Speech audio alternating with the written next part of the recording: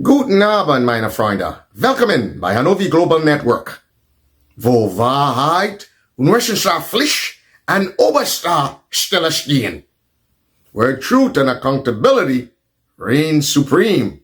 So listen to this. So this is Mr. Wickham's explanation, or lack thereof, as to why he was unable to predict the rise of the NDC and ultimately the NDC winning the elections in 2022. Listen to the gentleman. And that is the nature of Caribbean politics. And I am anxious to unpack and understand it. And that's the reason why I wrote the article today, because we need to understand all of this.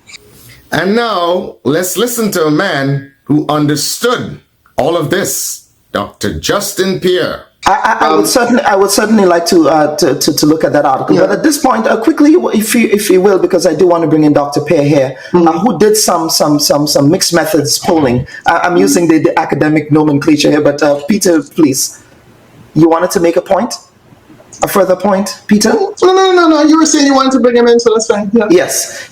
Now, Mr. Pierre, your consulting organization conducted a survey from July to September of 2020. And revised in September 2021. The survey was conducted among 1,768 participants. You then followed up with focus group discussions and interviews, which were conducted from May 20th to May 29th, 2022. In your report of May of this year, you said, quote, "This election is expected to be the largest voter turnout in Grenada's history." That was not necessarily accurate there, but you also said, quote, "It is expected that over 88% of voters would participate in this election. The higher the voter turnout, the greater the chances of an NDC victory," unquote. What in your data set from the participants, Dr. Pierre, aided in such a very close and accurate prediction on your part? Well, Dr. Bob, I could have answered that for you. It's called science, statistics, and psychology. Let's listen to what Dr. Pierre had to say in his response. So we had a very good analysis. What we did, which was very interesting, is that we looked at the labor market, the labor market composition of the voters to see to see who votes where, what percentage or what hierarchy within the organization or in each political party where the voters come from. So we were able to get that. So we were predicting that obviously a higher turnout would have made the election very easily an election win for the NDC. So we, from based on our calculation, what made our decision even more definite was that we included a lot of what is called artificial intelligence in making projections. We predicted 9 and 10, and eventually won.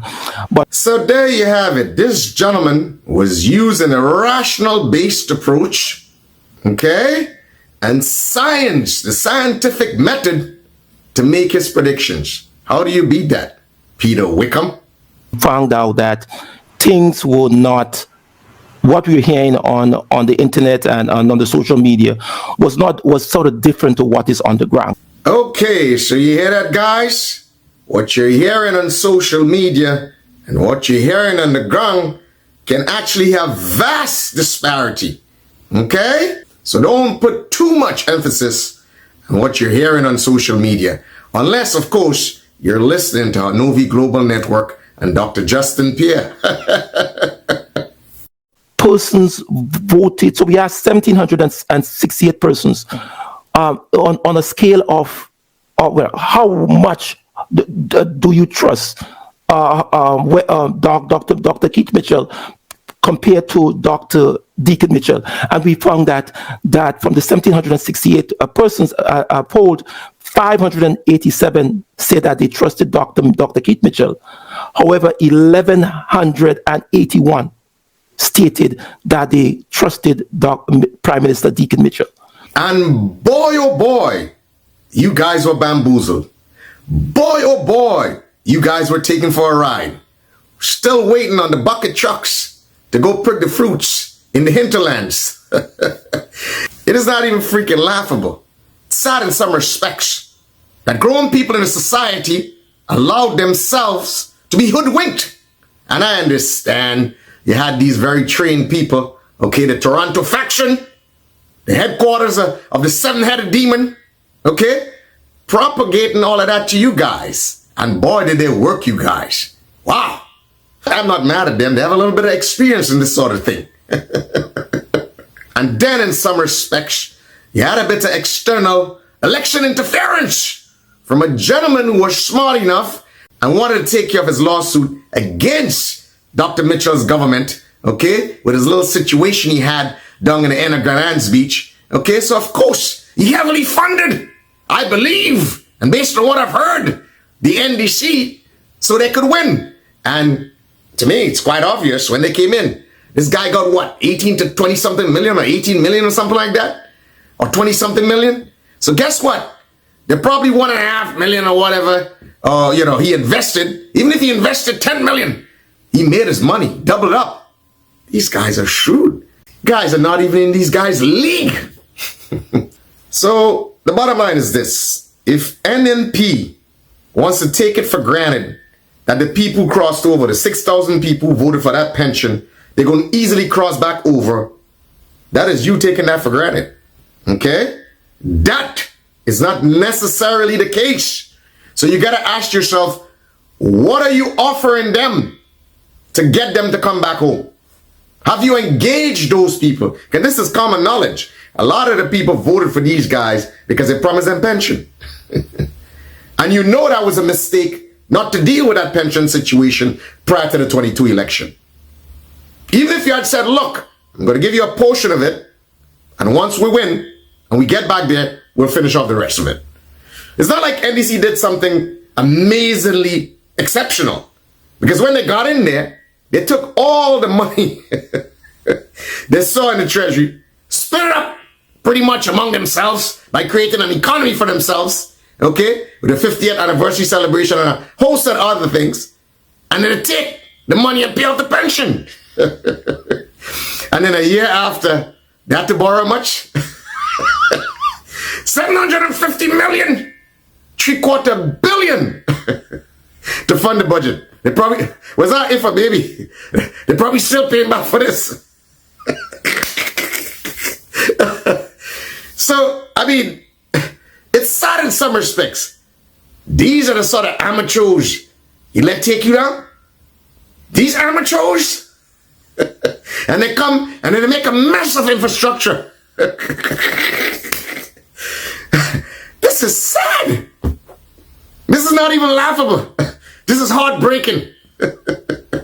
But on a serious note, again, NNP, you've got to realize that this is not playing ball as usual. Okay? And again, I urge you guys, don't say I didn't warn you, to look at Mr. Kennedy Boulder's interview or appearance on the Ride Along show. Because that gentleman had a lot of valuable information for you guys. Okay? I know you might see him as a fool or something like that or whatever. But I am telling you, the gentleman had some valuable information. Every party, DPM, the NDC, and the NNP, okay, needs to look at the gentleman's program. Again, I want you to understand, NNP, okay, that you are fighting for your survival. I want you guys, and it's so interesting that Mr. Kennedy Bulldog said the same thing on Ride Along. That if the NNP loses this election, it will be the destruction of the party. Okay? It will split even further. So, you have to understand that this is a fight for your survival. And when you're fighting for your survival, you should be like a cornered cat. Okay? You should be fighting like you're on dead ground. There's a whole theory, okay, in war and the mechanics of war. And they said, when you put your soldiers on dead ground, you will see fighting come out of them that they never thought they had. So NNP, in some respects. Metaphorically, I'm talking here now. Before they say, oh, look what you're encouraging violence. Metaphorically, I'm talking here now that you need to put your soldiers, your followers, your people, and the upper echelon, you guys need to put yourself on dead ground. Like this depended on your life. So that level of ferociousness and will to survive and will to win should come out. Okay? That is the only way you bring it out. You have to say to your followers, look, you're in dead ground. If you do not win this election, that will be the destruction of the NNP party. And of course, that is the aim of the NDC. To literally, I mean, you've seen what they've done in the last 4 years. Their aim is literally to destroy the NNP. That will be the ultimate prize. So, I don't know what to tell you. I hope you see that and I hope you understand that. But you guys know the aim of the GSDP. We're the vanguard and protectors of all Grenadians. So when we see people are not doing things in the interest of Grenadians, we are going to fight. And we are going to ensure that we hold them accountable. And you know, again, the ultimate aim of the GSDP is a third party in Parliament. That is the only mechanism that is going to serve as a sort of check and balance in Parliament. This winner take all nonsense, forget about it.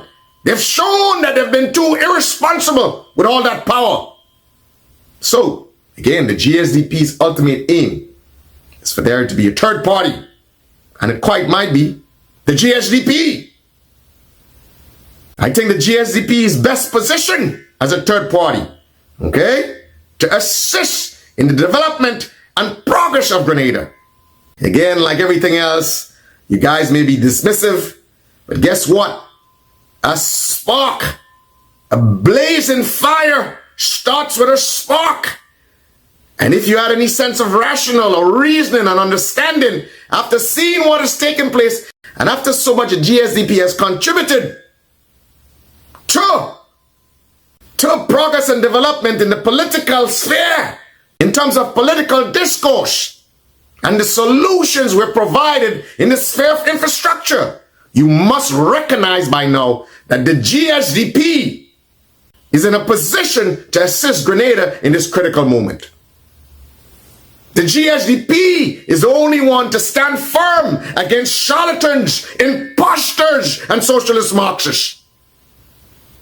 Without a doubt, we have proven it.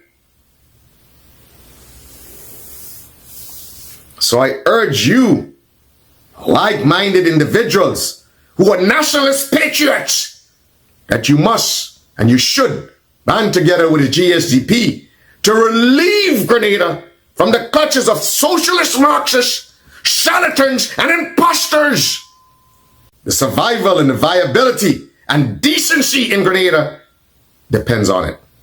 Unless, of course, you're contented with leaving a rapacious and utterly greedy administration to rape the coffers of Grenada. If you're contented with that, then by all means, go ahead. But I want you to understand this. Mit jeder Faser unseres Blutes und Geistes werden wir diesen Kämpfen führen. Und wir werden triumphieren. With every ounce of blood and spirit, we will fight this struggle. And we will triumph. So let's continue to listen to the amazing contribution that Dr. Justin Pierre made to the last election, and in some respects, I believe, is continuing to make in this upcoming election. Listen to the gentleman. So the issue of trust. So trust played a very important part. The whole issue of this Maurice Bishop factor. You know, people want to see a Maurice Bishop. They want to put somebody who is eloquent, who is brave, and they saw that characteristics. Even though they're NNP, they still saw the characteristic, the ability to be eloquent. They saw it in in Mr. Deacon Mitchell over that of Dr. Keaton Mitchell. And there you have it. there you understand the trap that was sprung on the Grenadian people in the last election. And you know who was behind it? What a twisted fate. What a twisted fate. Okay? And what a twist of history. You know who was behind all that, promoting Deacon Mitchell as some sort of Morris character? You know who was behind that? Boy, you lovers of Morris, you genuine lovers of Morris will be devastated to know who it was. It was the propagandist wing that composed of people who utterly despise Morris, and who in some respects, I believe, whether directly or indirectly, was responsible for his demise. Ain't that interesting? Ain't that interesting? But because of the experience, okay, in that sort of propagandist thing, they were able to outwit in some respects NNP, okay, and bamboozle the Grenadian people collectively with that piece of propaganda. Yeah, I know, shocking, right? You can't believe, right? You cannot believe, Grenadian people, how you were taken, because they understood the collective effect, the collective psychological effect that Morris had on the Grenadian psyche. So they opportunistically used that to dupe the Grenadian people into believing that Deacon Mitchell was some sort of Morris Bishop-esque character. That Deacon Mitchell was some sort of Morris Bishop-esque character. That was the hook. I know in retrospect, it seems laughable. Like, oh my God, how do we get caught like that? Grown people in the society allow themselves to be bamboozled by that. It was sprung on them. They didn't have time to think. It's like, reincarnation of Morris. Because, and all of that was aided by the fact that, and I look back at that, and I saw this. I look back at some old videos back in the days, you know, NDC, when these cats were younger. I realized what they did. They looked at all Morris's speeches back in the days, Hunter College and stuff like that. Okay, little clips they saw from the revolution. And in some respects, they rehearsed Morris's mannerism, way of speaking. And if you look at these old videos, you'll see these little young cats trying to talk like Morris. The Ron Redheads. And all of them trying to sound like Morris. So Deacon and all these young cats actually looked at these videos and mimicked Morris' personality and mannerism that they saw on television. Isn't that amazing? And that is what held and hooked and bamboozled grown people in the society. But again, as I told you, they had a lot of help. They had a lot of help. They had people who had experience in that sort of propaganda. And as I said, the very people who use that affinity and love for Morris by the Grenadian people to hoodwink them are the people who in some respects I don't believe at all are lovers of Morris. But they are lovers of power. And they will try to gain power by any means necessary. So there's a couple of things. The hatred of Dr. Keith Mitchell, okay, encouraged them to go down that route. And most of them, again, as I have said, have hijacked the NDC. So they saw the NDC as a vehicle to power. This is not new. These same set of people did the exact same thing in the 70s. They hijacked the Jewel movement, and then it was translated into the new Jewel movement, and they kicked out the original guys who started the Jewel movement. These guys, I mean, it's just amazing. It was a replay. So when I tell you guys the parallels, and I show you the parallels between the 70s and the rise of the NGM and the rise of the PRG and what's happening now or what happened in 2022, It is not a coincidence. It is as clear as daylight. Same MO, same modus operandi was sprung on the Grenadian people in 2022 as was sprung on them in the 70s. The demonization of Sir Eric Matthew Geary, the demonization of Dr. Keith Mitchell, and the mobilization and bamboozlement of the Grenadian youth. This is a sort of slickness that was sprung on you in 2022. But that's what happened when you ignore the writing on the wall.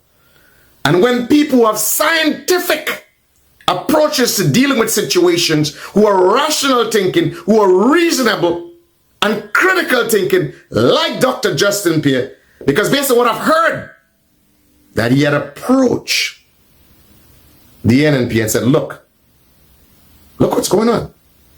Look at where the heat map, look at where the heat maps are. Look at what is happening. And they utterly dismiss what you were saying. You cannot dismiss a man who has such solid information and he's presenting it to you and say, look what happened. And based on what he has said, I think in that Bob report, he basically made it available to both parties. The difference is NDC used it and capitalized on it. And then NNP, in some respects, because a sense of overconfidence, I believe, because of 1515, disregarded and dismissed what Dr. Justin Pierre was saying. Well, I hope everyone concerned has learned from their past mistakes. The bottom line, I believe that when you have such valuable resources to tap into, that it would be wise to use those resources. And interestingly enough, even though the NDC had used this stuff, in some respects, I thought they were a little ungrateful. But you know how we are. We don't like our own. Some of them saying, oh, how many people call it Perry boy? They're saying, you're an old white man. Who's this white man speaking German talking about Grenadian politics? I just see my partner the last time they test Seppi boy from Grenville. Say, Perry, I was somewhere in Brooklyn and I go and I see some video come on and you were in the video and you're speaking a little bit of German and I gotta say, who's this white man? Who's this fella trying to talk about Grenadian politics? And Seppi had to kick and laugh because Seppi know in the late 70s, 79, to around 79, 80, I was in Grenville. I grew up in Grenville. Went to the Anglican school by the bay. Where we fought every day. And he had to tell them, he said, what a man is a lobby man. And I know this is going to come up. The dude from Tongue is going to say, he's a Tongue man. But yes, I did in 79, left Tongue and went up for a couple of years to Grenville. And those are, really good years. So hard wiring, you know what I'm saying? And I came down for the tragedy. Came down a little earlier. I was like back down there in 82. And of course, you know the rest. You know the rest. But I say this to say, they always like to appreciate other people than their own. In some respects, I believe for all the valuable information, and I hope, and I'm hopeful, because I meet a lot of people and say, oh man, I really like, what you're doing and stuff like that. And, they see and they understand the mission. Even people you think wouldn't understand the mission. You think, these people, he's talking about socialist Marxists, these guys probably hating. I know these guys. Some of them are my friends. And privately, you know what they're going to say? Perry, I understand what you're saying. The ones who want to get all sensitive and pretend they don't understand what I'm saying, they kind of give me a little side eye, and then I look at them, and then they turn around and, look down, But that's neither here nor there, The mission is bigger than them, But the bottom line is this. Dr. Justin Pierre provided some valuable information, and I think if I had to make a choice between listening to Peter Wickham and listening to Dr. Justin Pierre, the choice is obvious. Dr. Justin Pierre. He has the resources, okay? He has the technical capability to make great predictions. And just as I advocated to taking a look at Kennedy Bullell's program on Ride Along, which I believe, again, provided tons of information, especially him being on the ground and understanding it and the political dynamic, I think there's value there. I also believe that there is value, okay, in looking at what Dr. Justin Pierre is doing. This is a gentleman that works, all over the Caribbean, all over the world. And interesting enough, as he said in the program, the research he had done for the 2022 election was based on some gentleman that wanted to do businesses in Grenada, and wanted to find out how the politics and so on is shaping up.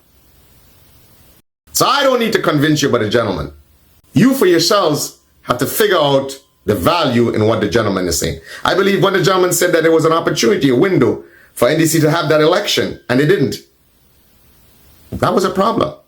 They could have seized that opportunity because they were on an upward trajectory. I think in some respects, I would believe that they were a sort of climax. But then all these little infrastructure projects came and there was a bunch of problem, and that kind of gave them a dip. Now they're trying to recalibrate and they're trying to use Reno to get these projects done.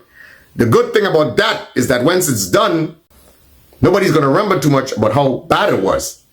So NMP has to be careful about that. Because if these things are fixed, guess what? No matter it's like, we know it's last minute and it's just before the election they're doing it, the memory, I think, the collective memory of people on the ground are generally very short. When they see it, what are you going to say? They fixed it. It was bad, but they fixed it. So that may give them a little bump. If the timing is right, that could give them a bump right when they decide to call the election. And I believe they'll wait until these things are fixed to call the election around that time. So they can say, look, we achieved this. Doesn't mean that I agree with what they did with Reno, because that is a finance deal. It's a dangerous deal. And there's not much oversight. So I'm kind of careful, I'm kind of worried about the integrity of the work being done. And on top of that, I'm worried about the amount of money that's going to be spent. Again, this is not a construction deal. This is a finance deal. And I think everybody right now understands what financing means. You end up paying at least 2 times to 3 times more. If you buy a car outright, you pay the price of the car with the taxes. If you finance the car, what's going to happen? You end up paying 2 or 3 times the amount. It's like a mortgage.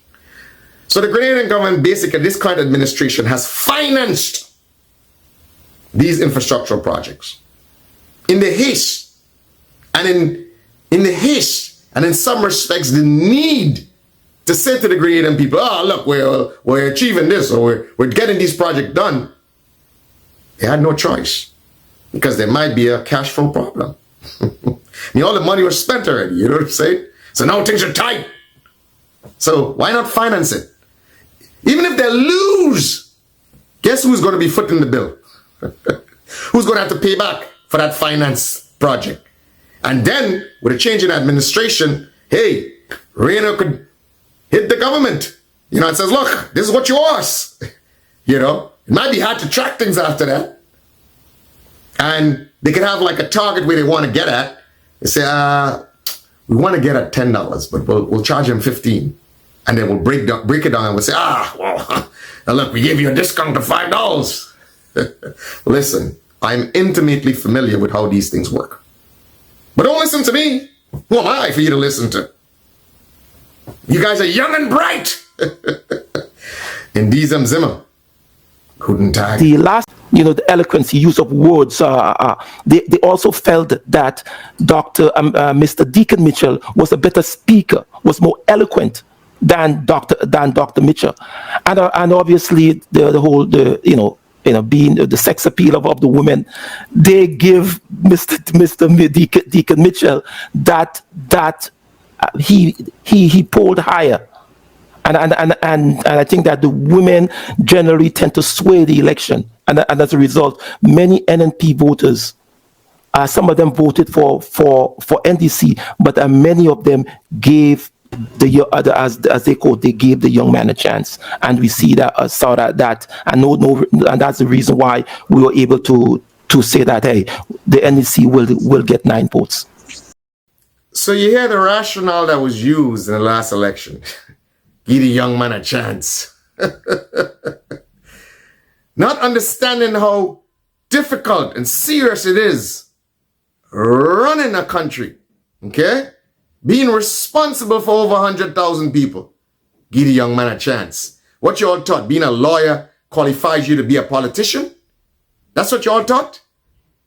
Being a corporate lawyer and pushing paper and filling out templates qualifies you to be a politician? Do you know how multifaceted in your skill and your thought process you have to be a politician? It requires emotional intelligence. It requires wisdom. It requires service. It requires a certain type of mentality. Okay?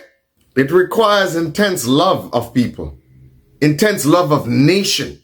Those are some of the things that are required. But you guys voted on give the young man a chance. But those smart men and women, okay, who saw opportunity and saw the gentleman as a vehicle to empower themselves, they were the ones that were chanting and sprung on the Grenadian people. Give the young man and them a chance, man. Give the young man and them a chance. Because you guys saw opportunity for yourselves and wanted to use that vehicle to get to power. Y'all think y'all slick. Okay? So all this chat of give the young man a chance was sprung on the Grenadian people. You understand? By the upper echelons and the people who saw opportunity to make this gentleman palatable, okay, to the Grenadian masses. Give the young man a chance, man. Well, boy, the young men took a chance. And guess what? They used the machinations of government to self-enrich. So much for giving them a chance. So it's like kids unleashed in a candy store. They got in there and they saw that money. It's like, oh, whoa, damn, that's a lot of money. Not realizing it's a state's money. Okay, it's a state money. Okay, but individually, look at that money. It's like, oh boy, that's a lot of money. How can I cut up this pie? Okay, you take what you got to take. You take what you got to take. Let's descend on this money. And they run amok. That's what they did. They run amok. What did they did?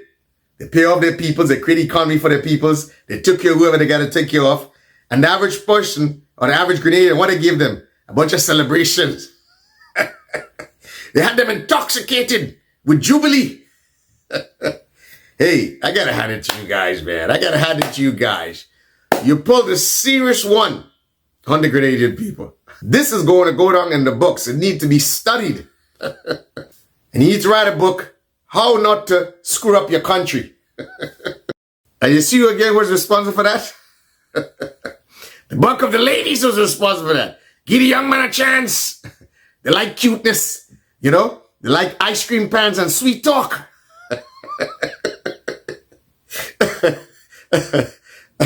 You didn't even decide whether the young man had some history of service. Whether the young man wanted to do this. Truly wanted to do this. But no, give the young man a chance. Well, thank you, Dr. Justin Pierre, for all you have done in this. And hopefully I'm looking forward to seeing some stats for this upcoming election. And what your predictions are. Notice you're getting a lot of heat for just saying a little about your predictions. But I believe that you could actually swim through those waters infested with sharks. Continue to doing what you're doing. It's an excellent service to Grenada.